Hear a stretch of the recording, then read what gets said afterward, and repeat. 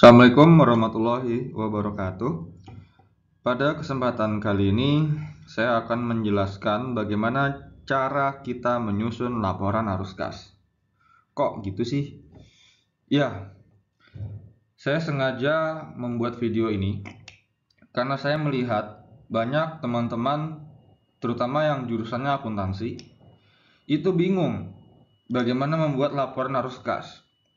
Harus memulainya dari mana, terus kalau misalnya ada increase PPI itu nanti efeknya ke cashnya gimana, kalau beli inventory terus pakai hutang itu gimana, non cash transaction itu gimana, bingung. Kebingungan mereka ini yang saya lihat ya, bukan dari penelitian saya, ini observasi aja. Kalau saya lihat sebenarnya itu beralasan. Kenapa? Karena laporan keuangan berubah sepanjang zaman. Dulu tahun 1980, 1990, laporan keuangan itu kan sebenarnya cuma tipis saja kan. Dia nggak lebih dari bagaimana kita merecord event atau transaksi gitu aja, terus dilaporin, selesai. Nah, saat ini akuntansi telah berkembang. Kita lihat bahwa ada fair value, terus ada penerapan IFRS berkembang. Disclosure-nya semakin tebal. Nah, karena dari perkembangan itu membuat kalau misalnya akuntannya tidak update akan ini yang berlaku, sehingga nggak bisa mengikuti perkembangan zaman. Nah, khusus untuk laporan arus kas sendiri, penting buat saya bisa menyusun ini. Karena apa? Karena laporan arus kas itu kan sebenarnya laporan keuangan juga. Seperti yang teman-teman ketahui, laporan keuangan ada 5 ya. Yang pertama neraca, yang kedua laba rugi, yang ketiga perubahan modal, yang keempat arus kas, dan yang kelima catatan atas laporan keuangan. Contoh yang lengkap kayak gitu ada di mana? Kalian bisa dapetin di Indonesia Stock Exchange. Nanti coba cari yang perusahaannya itu listed, terdaftar di BEJ, sahamnya diperjualbelikan di publik. Nah, sehingga publik harus tahu kinerja keuangan perusahaannya kayak gimana, sehingga diterbitkanlah laporan keuangan yang lengkap tadi, yang ada 5. Nah, karena laporan arus kas ini sangat penting, yuk kita coba untuk bikin laporan arus kas yang sesuai dengan logik. Saya ingin mindset teman-teman sekarang adalah sebagai seorang pelaku usaha. Sebagai seorang pelaku usaha, ya, kalian kan nantinya akan menjalankan operational activities kan. Yaitu Anda membeli, ya, saudara akan membeli bahan baku dari vendor, lalu memprosesnya menggunakan mesin, menggunakan karyawan, lalu menjualnya kembali, dijual ke customer. Nah, aktivitas usaha itu disebut sebagai operational activities. Pada awalnya, operational activities mungkin nggak banyak. Tapi kan perusahaan akan terus berkembang. Dan si pelaku usahanya, terutama saya misalnya, itu ingin melakukan ekspansi, memperluas usaha. Ada yang keluar negeri, ada yang ke daerah lain, memperluas.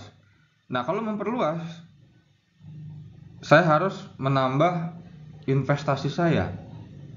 Misal saya membeli tanah, membeli bangunan, yang itu tuh lebih dari satu periode, biasanya lebih dari setahun. Nah, berarti saat ini sudah ada 2 aktivitas penting, operasional sama invest. Operasional, dapat uang, keluar uang. Invest, keluarin uang. Terus pertanyaan kemudian adalah, loh, kalau saya pengen melakukan investasi lagi, menambah tanah dan bangunan, dari mana saya bisa mendapatkan uang untuk membangun investasi saya? Sehingga saya harus melakukan pinjaman terhadap bank. Itu kan yang paling gampang, melakukan pinjaman terhadap bank. Atau saya bisa menerbitkan janji bayar berupa obligasi. atau notes payable dan semacamnya instrumennya, atau saya menambah capital stock saya. Nah, itu adalah aktivitas ketiga berupa financing activities. Oke. Jadi secara garis besar ya, jadi saya bilang ini secara garis besar laporan arus kas sendiri itu terdiri dari 3 aktivitas penting: investing, operating, investing, dan financing. Oke. Untuk lebih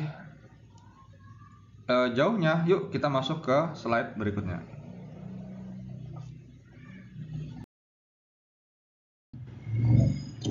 Nah, ini sekarang kita ada perusahaan namanya EDC Company. EDC Company. Nah, laporan arus kas itu kan di awal tadi saya udah bilang ada laporan keuangan ada 5. Neraca yaitu yang ini. Terus laba rugi yaitu yang ini. Perubahan modal ada, cuman nggak ditampilin di sini. Terus yang kelima adalah catatan atas laporan keuangan.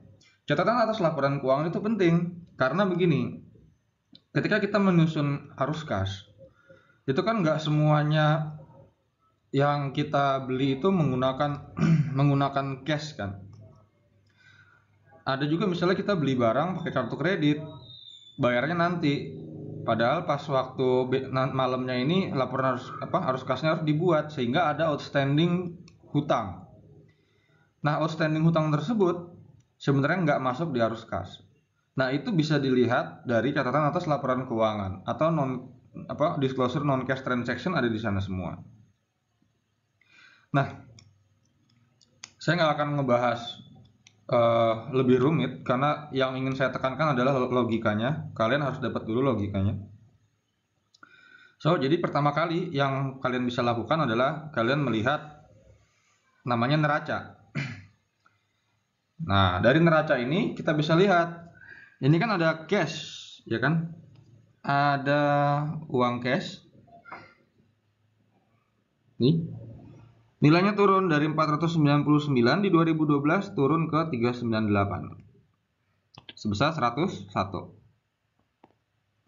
Pertanyaannya kemudian ketika saya sebagai pelaku usaha, saya ditanya, 101 ini dari aktivitas apa? Operating atau investing, saya beli-beli, atau dari financing, saya bayar bunganya terlalu tinggi. Kalau misalnya kita tahu ternyata nggak ada investing, nggak ada financing, semuanya operating activities, berarti kan sebenarnya produk yang saya jual itu kan nggak laku, atau mungkin barangnya udah usang, atau mungkin teknologinya kurang dibandingkan dengan kompetitor sebelah.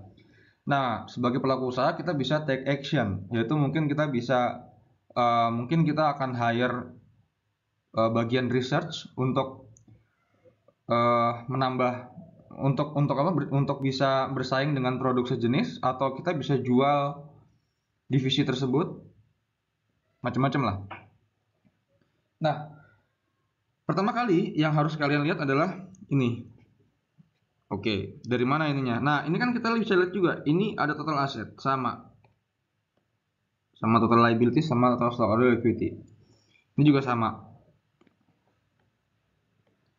Efeknya kalau dikurang sama nih, 151. Ini ke sini, ini ke sini. 151.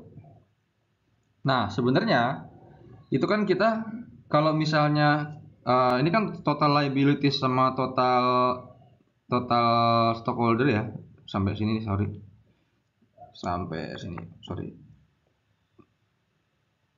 Itu kan sebenarnya totalnya adalah 151 ini kan. Nah, total dari 850 sampai sini itu berapa ya? Saya nggak pakai kalkulator. Tapi kalau misalnya kalian coba hitung ini semua, nah terus dikurangin sama yang ini, atau misalnya ini dikurangin ini, hasilnya adalah segini, 101. Jadi sebenarnya laporan arus kas yang paling simpel kita bisa bikin walaupun kita cuma punya neraca doang. Nah, terus fungsinya dari income statement atau laporan laba rugi ini apa dong? Laporan laba rugi. laporan laba rugi itu sebenarnya kan ujung-ujung pangkalnya kan ini nih. Bottom line-nya kan 810 net income. Nah, net income ini nanti kan akan dibawa ke sini kan. Dibawa ke RE. Ya kan? Kalau teman-teman masih ingat, ada beginning return earning ditambah net income dikurangin dividend paid sama dengan return earning akhir. Jadi kalau misalnya begitu, seharusnya yang ada di return earning ini adalah 1899 ditambah sama net income 810 dikurangin dividend paid, kalau ada hasilnya akan segini. Nah, kebetulan kalau misalnya kita lihat, ini kan sebenarnya ada kenaikan sebesar 549. Padahal seharusnya kan 810. Berarti sebenarnya ada dividen paid. Jadi apa sih yang mau saya sampaikan? Income statement ini sebenarnya berhubungan sama si neraca ini melalui return earning hubungannya. Ya, jadi flashback lagi ya. Kalau misalnya kita mau dapat angka 101 ini bisa didapat dari total yang ini di sini tuh dikurangin sama total yang di sini. Nah, di mana total yang semua di sini ini kan sebenarnya ada angka 549 dipengaruhin sama yang ini nih. Net income. Oke. Segitu dulu, nanti kita masuk slide berikutnya. Kita akan membahas bagaimana logiknya.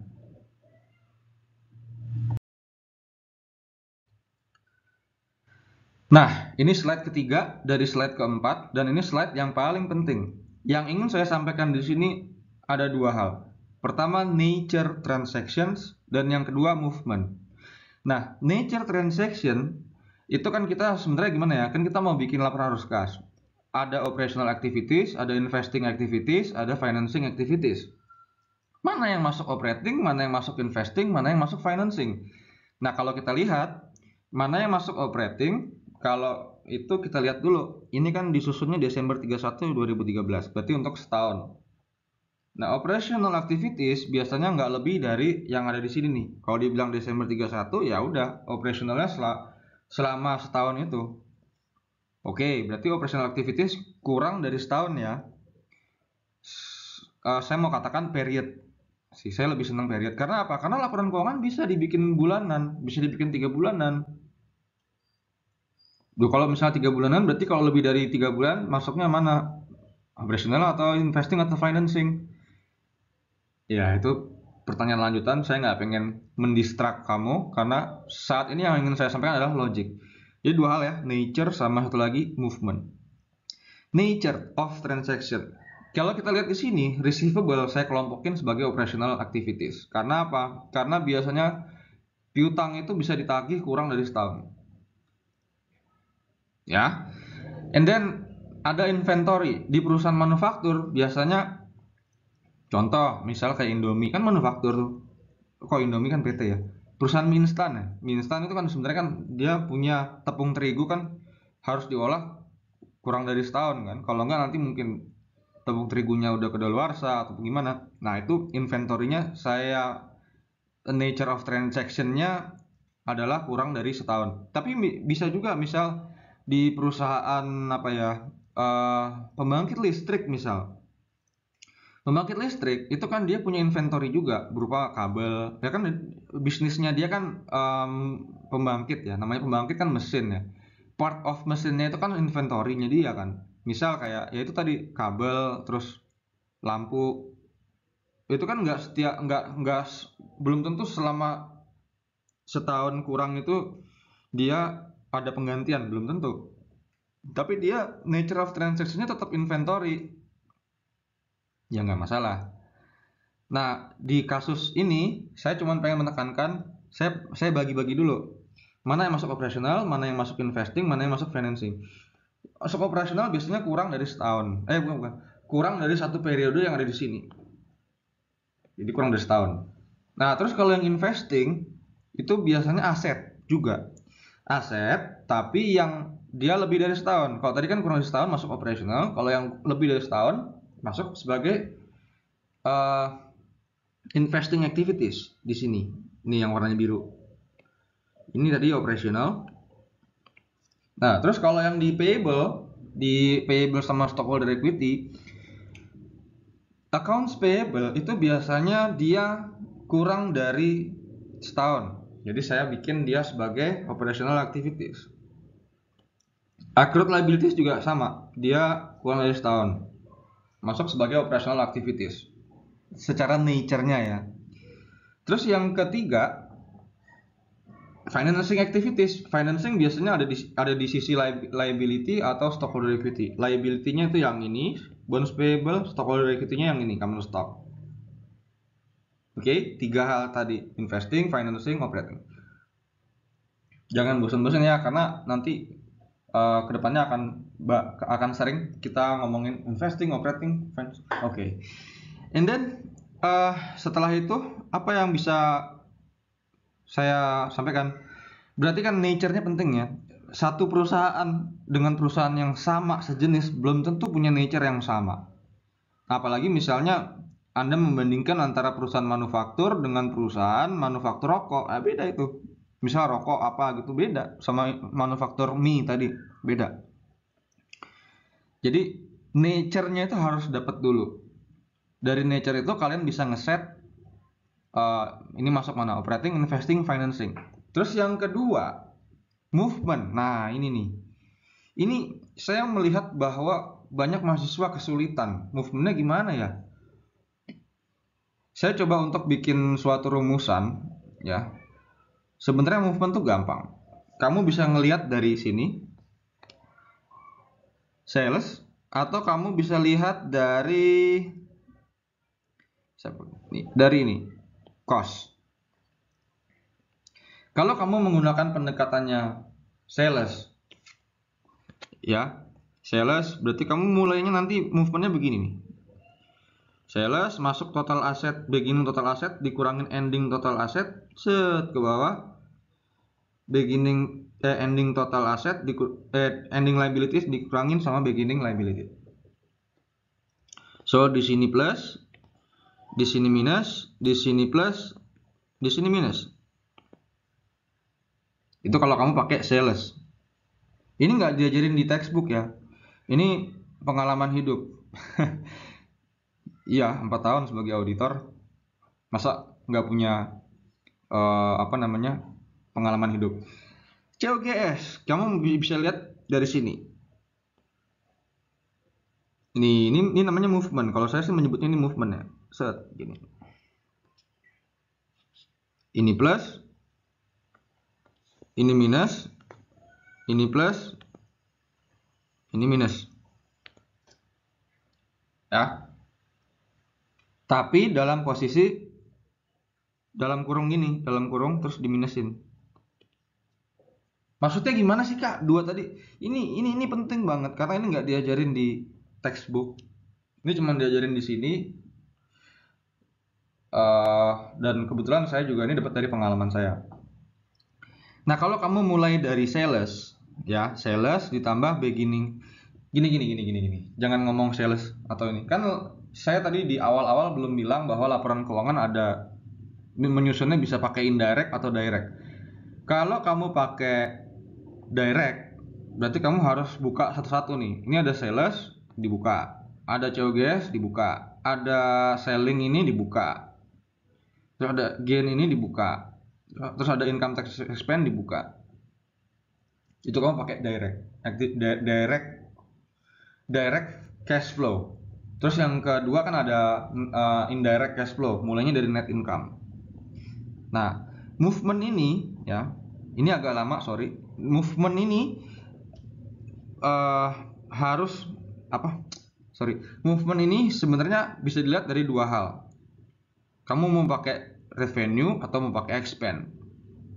Kalau kamu pakai revenue, kamu lihat ini, kamu mulainya dari ini sales, terus ditambah ini, ditambah beginning asset, total asset, ditambah ending total asset, ditambah lagi sama ending total payable sama stockholder equity, dikurangin sama ending total payable stockholder equity. Sesimpel itu. Contohnya kayak gimana sih Kak? Coba nih. Yang paling gampang, kamu sekarang punya ini Inventory-nya kan naik. Inventory-nya kan turun nih dari 2.500 ke 1.600. Efeknya ke cash gimana? Gue bisa jawab dengan cara yang paling gampang, yaitu tinggal 2.500 kurang 1.600 pakai pendekatan revenue. Hasilnya kan 900 cash secara nggak langsung. Yang coba, bener kan? Saya punya inventory awal kan 2.500, terus terakhirnya saya punya 1.600. Loh, yang 900 kemana? Kejual. Berarti saya ada cash masuk plus sebesar 900. Hal yang sama, saya juga bisa mulai dari pendekatan biaya. Kalau dari biaya, berarti kamu harus begini nih, minus tapi dalam kurung. Sorry, pakai warnanya ungu ya. Minus tapi dalam kurung. Nah, kalau misalnya gitu gimana? Inventory tadi, dia 1.600. Kan ini kan di sininya kan plus terus minus kan. Berarti 1.600 dikurangin sama 2.500. Hasilnya kan minus dalam kurung minus 900. Ini kan sama aja kayak plus 900 kan. Jadi mindset movement yang saya ajarin ini, kalau teman-teman pakai pendekatan revenue, hasilnya akan sama nantinya, plus 900. Kalau teman-teman pakai pendekatan beban, hasilnya juga akan sama, plus 900 juga. Oke? Jadi ulang lagi, coba. Ini saya pakai pendekatan namanya movement. Aduh, kencang banget sih motor lewat. Ini movement, ya. Kalau pakai sales, ditambahnya sama beginning dari aset, dikurangin sama ending aset, ditambah sama ending payable sama stockholder equity, dikurang sama beginning liability sama stockholder equity. Tapi kalau kalian pakai beban, minus dalam kurung beginning payable ditambah sama ending payable sama stockholder equity, terus kebalik ya, minus dalam kurung beginning payable stockholder equity dikurangin ending payable stockholder equity ditambah total asset dikurangin sama ditambah sama ending total asset dikurangin sama beginning total asset, terus tutup kurung lagi. Udah, sesimpel itu movement. Saya cuma ngajarin dua hal aja, nature sama movement. Contoh soalnya nanti kita ada banyak, paling nggak ada 30. Coba nanti kalian lihat-lihat aja bagaimana ngerjainnya sih kalau misalnya cash flow-nya ini. Ya, ini penting nih, movement. Kalian harus dapat nih. Oke, segitu dulu presentasi dari kami. Oke, summary sedikit sebelum selesai. Jadi laporan arus kas itu sebenarnya bisa dilihat dari nature transactions-nya, nanti dibagi-bagi operational activities, investing activities, financing activities, sama yang terakhir, yang kedua adalah movement-nya. Movement ini, nah ini nih, kalau di slide ini kan saya bilang dilihat dari apa? Misalnya dari revenue, atau dari gain, atau dilihat dari net income, atau dari sales. Karena laporan keuangan cash flow itu ada nyusunnya kan bisa direct, indirect. Kalau direct ya kita harus lihat revenue, gain, sales, dari atas ke bawah. Tapi kalau yang metodenya indirect, lihatnya langsung dari bottom line, dari net income. Tapi regardless of kita ngeliat dari net income atau dari revenue, movementnya akan seperti ini. Revenue atau gain atau net income atau sales ditambah sama beginning asset, dikurangin ending asset, ditambah ending liabilities, kurangin beginning liabilities, plus minus, gampang. Nah, kalau kalian melihatnya dari expense atau loss atau net loss atau cost, sama aja. Rumusannya akan seperti ini. Jadi minus tapi dalam kurung. Nah, expense-nya ditambah beginning beginning liabilities dikurangin ending liabilities ditambah ending asset dikurangin beginning asset. Dapat. Movementnya penting ya. Nanti kita ada 30 soal. 30 soal itu akan ada movementnya. Nah, terus fakta laporan arus kas. Arus kas kan terdiri dari 3. Ini tadi udah kita sampaikan. Terus yang kedua, suatu akun belum tentu sama masuk sebagai operating activities di perusahaan yang satu sama yang lain. Yang harus diperhatikan adalah nature dari akun tersebut. Nature ya. Terus yang ketiga, nah ini yang penting nih, balance belum tentu benar. Tapi kalau nggak balance pasti salah. Ya itu kalau anak akuntansi pasti tahu lah. Balance belum tentu benar, kalau nggak balance pasti salah. Karena dasar penyusunan laporan keuangan itu kan relevan, reliable kan, cost benefit. Kalau misalnya kita mau laporannya detail ya costnya tinggi, tapi mungkin benefitnya kurang. Kenapa benefitnya kurang? Karena menyusun laporan keuangan yang detail itu butuh waktu. Kalau sumber daya manusianya ada, kalau nggak ada kan susah. Harus hire kantor akuntan publik yang menyediakan jasa kompilasi, pembukuan, itu kan takes time lagi. Jadi saya mau katakan balance belum tentu benar, tapi kalau nggak balance pasti salah. Oke, ini summary-nya. Nanti kita masuk soal. Ada 30 soal seperti biasa.